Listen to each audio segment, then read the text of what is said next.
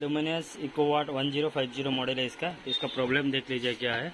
On किया देखिए backup भी आ रहा है, मगर ये बजर जो है ना एनी टाइम बज रहा है आपका। देखिए चार्जिंग भी सही है, मगर बजर आपका बज ही रहा है। देखिए ये बजर का प्रॉब्लम देख लीजिए कहाँ से होता है। ये पैनल जो ऐसी लगा हुआ है ये ऐसी से होता है, अगर ये ऐसी चेंज करने का नहीं हो रहा है तो आपका 2003 से होता है।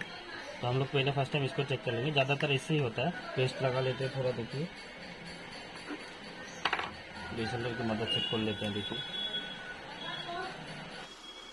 इसको खोल चुका हूँ। देखिए तो देखिए ये इसका ऐसी है, तो हम लोग इसको बिठा लेते हैं आगे।